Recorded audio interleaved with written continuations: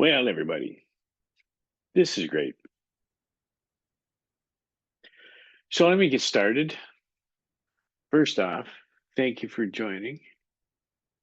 Okay, I got that. All right, thanks for joining and welcome to the Wisdom Podcast, where we take a different quote from the book. This will transform your life, which is full of quotes and Zen stories and so on. A lot of wisdom in there, and if you follow it, it does make a big difference in your life. Okay, we always have to do the work. Can't read something and just poof, it's there. There's work to be done. So, uh, when let me share why the podcast exists.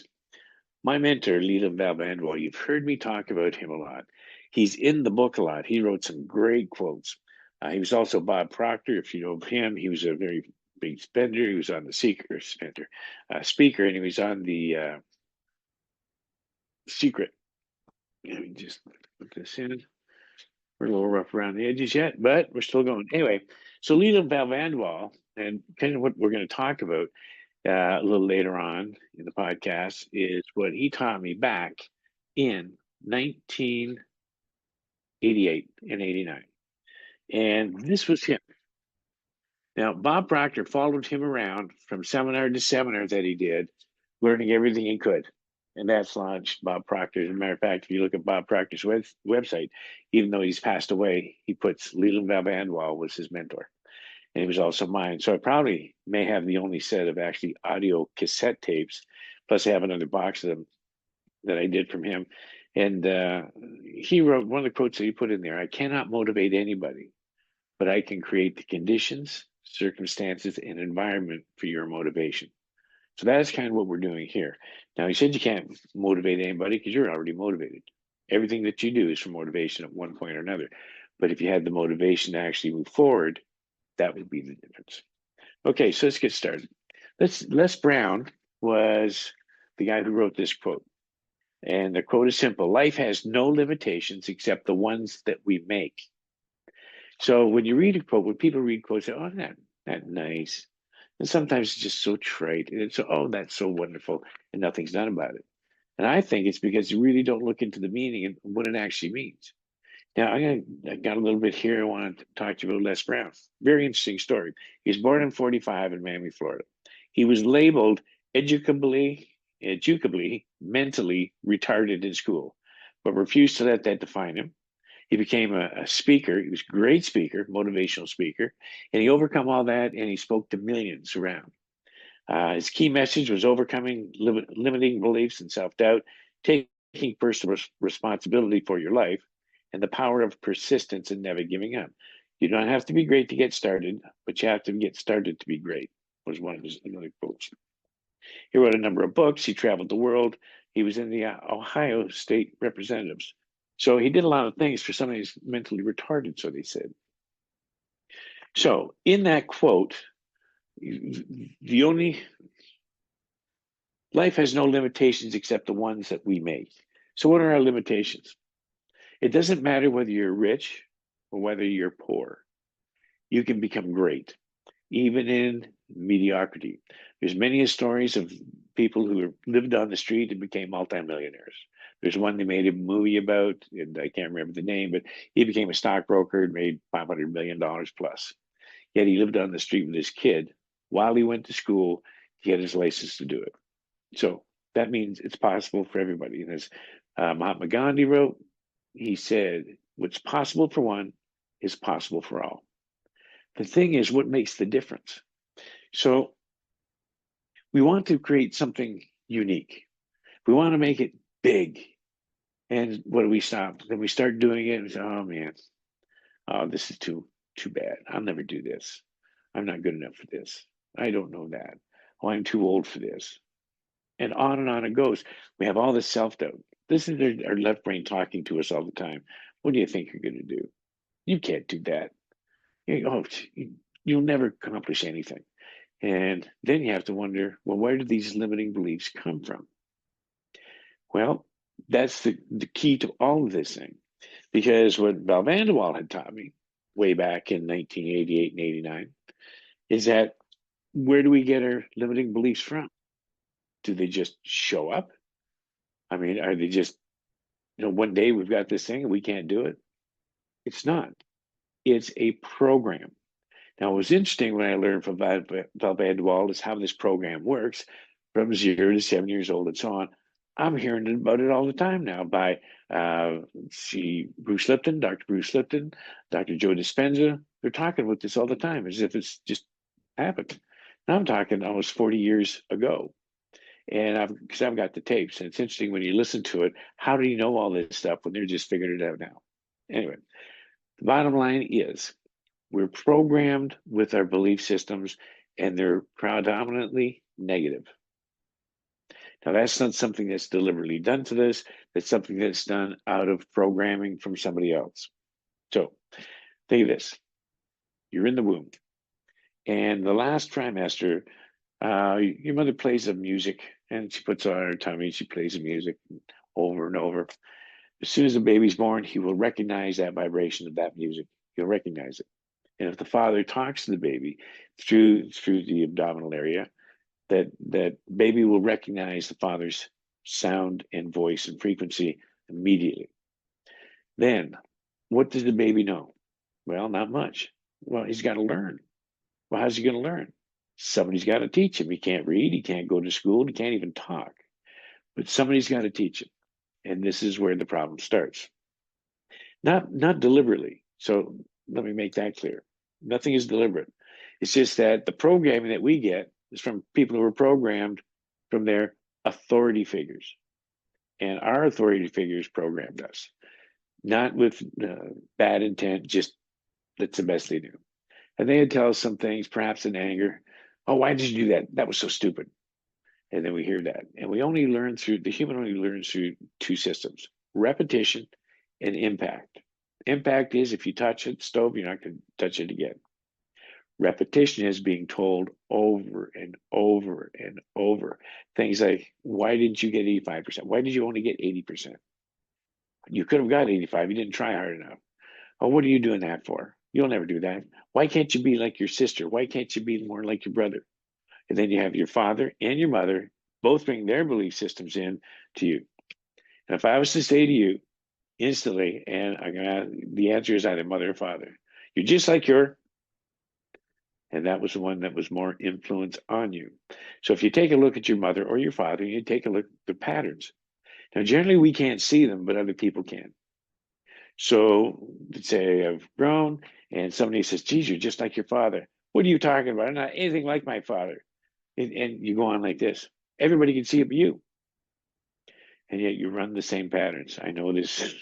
I know this exactly because I've been running the same patterns my father has, and I recognize them. I've recognized them for years, but still have to work on it. This isn't easy. With our patterns, we're thinking all the time. Before our patterns or as they're being formed, we're in a state of hypnosis called theta. So from 0 to 7, we're in the state of hypnosis. So in hypnosis, you do not have a filter. People drop things into your brain all the time. Oh, you're stupid. Oh, you didn't do this. Ha, ha, ha, ha. And this is repetitive. And then as it gets into the subconscious mind, which is a program. Now, it's like you buy a computer. You bring it home, you turn it on, open up the screen. Well, do something. You can't because it hasn't got the program to put it. You have to put the programs in. So how does the child and the adult know exactly how to perform, how to act, and what to do, and our habits and so on? Through the program. So the subconscious mind is the hard drive, and that's where everything is kept. And that program is constantly running. If you leave programs on your computer overnight, those programs still run. They just keep running, waiting for you to act on them. It's the same way our subconscious works. So these programs are running, and 95% of the time in the day, that program, the thinking, is actually going on and on. So how can you break a limitation if you're running the same patterns all the time? Something's got to change, and the same belief systems all the time. So what you do is you have to move over to the creative side. Now the creative side is like you're looking out the window and you can see things. I want to go there and I want to go there and I want to go there. That's your creative side. You start thinking on the right side of the brain or positively. And as you're going positively in that direction, now you start creating something. So it just, oddly enough, I picked this up today. When I was 31 years old, I was very creative. Had all kinds of different businesses from time to time. They all weren't great, they all weren't successful. But I sat down one day and had an idea in my creative mode, very positive. And what happened was I turned around, I had an office at the time. I sat down in the office on a Saturday morning, all by myself. And I created a magazine. There's a couple of copies, but there's a number of copies. I saw this to show. I did that in an hour. 2 pieces of paper. I took 11/17 paper, folded it in half, and those were my sheets of the magazine. I covered everything, what I was going to put on the cover, what the features I'm going to have, what I'm going to do, how it's going to lay it out and look out. And it came out exactly like that. And it was a huge hit. I mean, it was a huge hit. But I was a dumbass business person. I'm a creator. I'm not a business person. And I kind of screwed that up. Too bad. There's my shot at a million. Anyway, this is how the creation process happens. You can't stay in the negative side, in the ongoing self-talk that you have been doing over the last 40, 50, 60, 70, 80 years. Something's got to change, because the more you do what you're thinking, the more you're going to do what you're thinking, because all of a sudden it just doesn't change. So you have to make a fundamental change from habit or habitual thinking over to the other side, which is the right brain. Now, you do have two separate brains. Left and right are completely different. Your program generally comes from the left brain, and your right brain is generally the creative side. So when you want to create something, what stops you? Oh, I'm too old. I'm too silly. I'm not smart enough. I'm too big. I'm too small. Oh, I walk with a limp. And these are all things that are limiting beliefs. Because what Les Brown said, you can have anything you want. Get the idea? So what's stopping us from, is that true? I mean, is that a true statement? That life has no limitations except the ones we make? Do you believe that? Or is he right? Well, then you have to go a little bit deeper, especially to understand it. So when it's one thing to understand it, it's something different to do something about it. When COVID hit back in 2020, and they shut my business down. I had a studio, lots of people coming in, and I was teaching Qigong and Tai Chi and karate at the time. So what happened? I had to do something. In 2 weeks, I had, what am I going to do? That was the first time my only experience was Zoom, being on it. I've been on it ever since. But you're going to create a situation, because sometimes it happens when you have no choice. So then you can turn around and create income. You can create health. Health is a big one, because most of the mind is on the inside, is what creating this. It doesn't happen from the outside. Challenges come from the outside, and beliefs, so on, come from the inside, or your creation process. So when you start doing this and you start thinking, well, how can I change my mind? What is my mind anyway? I mean, where is it? Is it in my head? Is it outside here? And how do I do that? Well, they find that the new sciences now that is coming out is in quantum physics. And what they're saying is really, and what they're proving, apparently it's the most accurate science that's out there right now, is quantum physics. So I wrote this down. Now, this was a quote in 1927 by Max Planck. He was a quantum physicist back then. That's kind of when it started. He said, the mind is the creator of all matter. Quantum physics. So then there's another fellow at Stanford, I got his quote here. The universe is immaterial. It is spiritual and mental. Live and enjoy. So what they're saying now, I mean, this is bizarre. I mean, it's hard to get your head around it. What they're saying now is that everything that you see that you think is material is just energy. It's an illusion.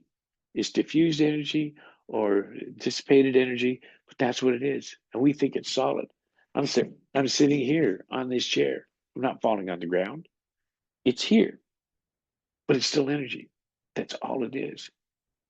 So if we can take that same principle that everything is energy, and we can actually project it, and we can look at the things that we want. Health. So if the truth is, that quantum physics says everything is energy. Then we take a look at the human body and illness. So what is illness? Well, I've got this and I've got that and I've got this and I've got that. That was created. And by the way, it was created in some cases by mind. So some of the studies that they've done is when they take a baby who's been adopted by another family. Now, different genes, whole different makeup, but he's living with the same family. The family that's there has this habitual thing, not habitual thing, they have this issue with cancer, and it seems to follow in their family. Oh, my grandfather had cancer, my father had cancer, I'll probably get cancer, and all that kind of talk. And that's their belief system. See, that's the negative talk, because your mind creates your reality. So when they have that, now they have this adopted child that moves in with this family. And this family raises that child. And what did the child have? He's got the same diet that the family has. He's got the same beliefs, probably negative, that the family has. He has the same anger issues. These are all learned behaviors. It didn't come from the child. The child got them from the family. So everything that he does is just like the family does, and all the belief systems and so on. And they found that that child or children like that, they ended up getting cancer too. Yet they had there's no such thing as a cancer gene.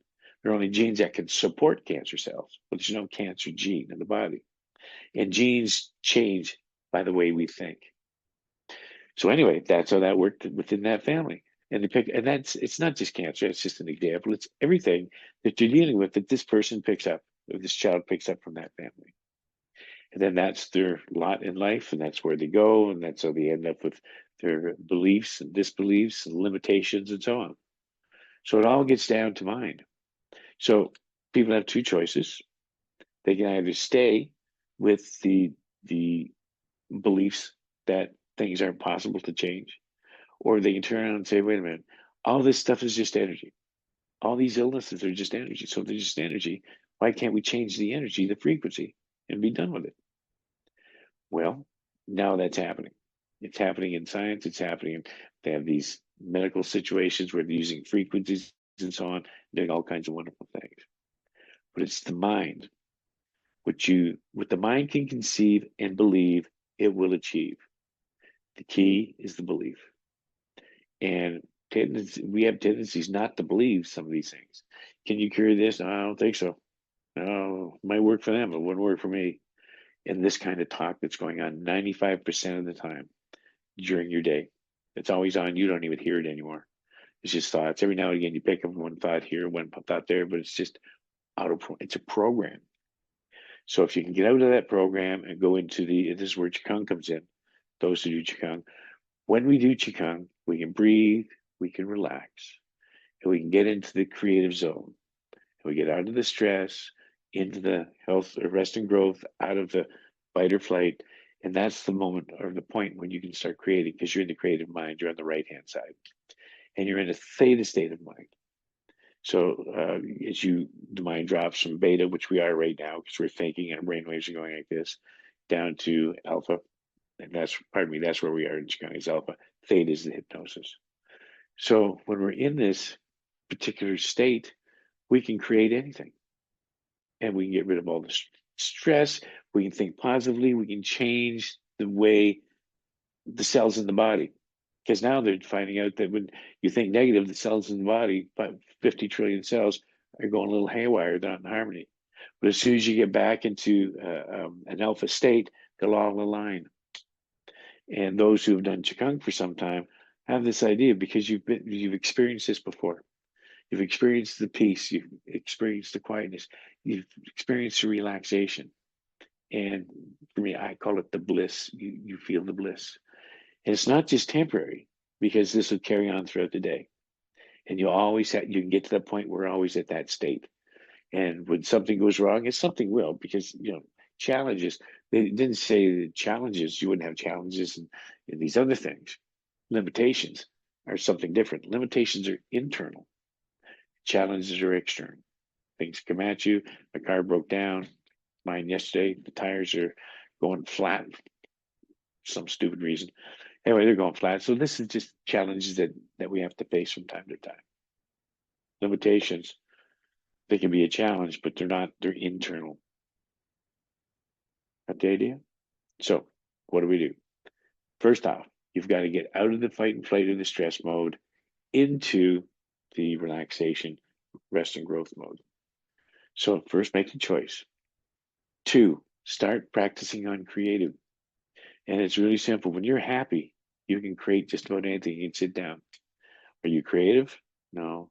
Well, take a pencil and doodle. That's creative. Can you write a book? No. We'll start writing. That's creative. And you get into that creative mind. As you get into that creative mind, that's when you start to change your limitations. Because you can have anything you need, want, or desire without limitations or compromise. And that's just the simple truth. Hard to accept. I mean, I hear this, I understand this, I even know this, I feel it internally. I still have a hard time getting it because we're never brought up that way, not with that kind of science. And by the way, programming, look at the way they're programming children these days. It's the worst ever. See a 2-year-old walking around with an iPad or an iPhone and try to take that away, and they will scream blue murder.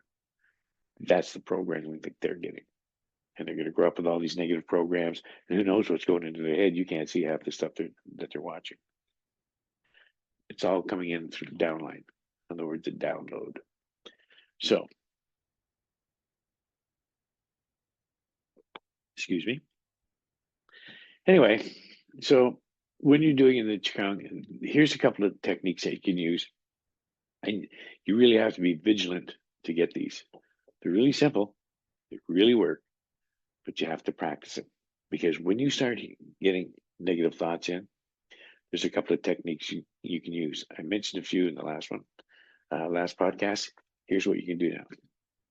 If you sit, all of a sudden I'm really aggravated, somebody stressed me out and so on.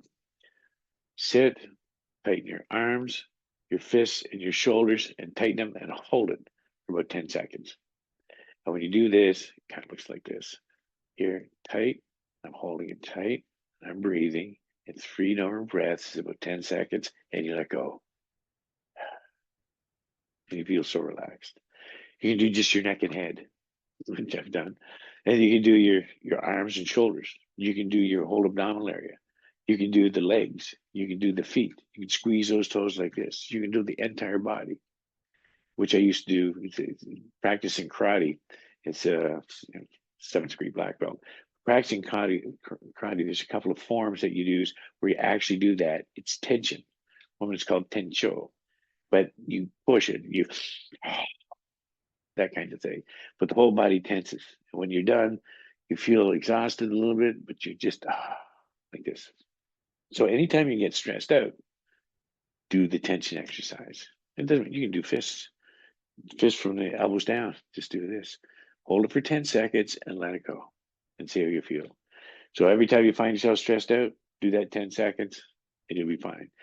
If it continues, do that for 10 seconds, and it'll be fine. And that's how you overcome the negative part of your thinking, your left brain stop, so you can focus on the right side. Because once you settle, tighten, and relax, okay, now you can focus. Then you got to get out of this belief that, I'm not good enough. I can do this. And again, the old positive thinking that comes up to it. Yeah, you can. Now, what do you want? What would you wish for? If you wanted anything, you could, anything at all. What is it that you would want? What is it that you would wish for? You have to hold that image. Now, this is going back over the ages. You have to hold that image, and you have to focus on that image. You can't focus. You focus on the image. Oh no, that'll never happen. Can't focus. Oh no, that'll never happen. You have to focus and stay focused as many times as you can. Know the best time to do it? 15 minutes before you go to bed. 15 minutes before you go to bed. When you start falling asleep, the mind is going to work on all night what you put it into the last 15 minutes. So if you watch news before you go to bed, bad idea. Turn it off. Something positive. Put that in, and then you'll sleep on that all night. You'll get up feeling different in the morning. And then the first 15 minutes in the morning when you wake up that the mind's going on, that's what you're going to focus on for the next hour or so. So that's a little habit you can practice. Have you ever woken up in the middle of the night or in the morning, all of a sudden you've got this amazing idea? and it only lasts about 60 seconds and it just disappears. That's why you used to take a pen and a pad and a piece of paper and write down the ideas right away before it fades. Because those ideas were given to you while you were sleeping, and they're going to dissipate unless you write them down and remember it, and then you follow those ideas. So, what's the overall point of this? We can carry on the way we always have been. We'll always have what we've got. We'll never get much better. That's not necessarily a bad thing. Some people are doing really well. You don't have to be a millionaire. I passed that cycle back. When my children were young, and that was 58 years ago. Just so you know. So, but I want to travel more. I want a little more peace. I want relaxation when I want it, but I want to work. I teach Qigong. I just love it because I get to do it myself. So I teach at 10 o'clock in the morning, Monday, Wednesdays, and Fridays. And I teach again Monday afternoons. And I teach it Wednesday mornings. And right after that, I teach it again. Tai Chi for an hour, then Qigong for an hour. And Thursday, I teach it in the afternoons, and I teach it at night, and Tuesday night. So oftentimes, I'm doing it twice a day. And it's just as enjoyable the second time as it is the first. And then I do it in the mornings, just my 7-minute routine from my last book, which is great. And I do that, and I'm ready to go all day long. So people wonder why, I'm 71 years old, as most of you know, and I don't have a doctor. Not yet, anyway. What does that mean? I don't know. Things seem to be going fine for now. I'll just keep doing that. But I'm creating. So I just finished this book. I did another one about 6 months ago on stress, reducing stress with 7 of Wang Xiping's separate Qigong exercises.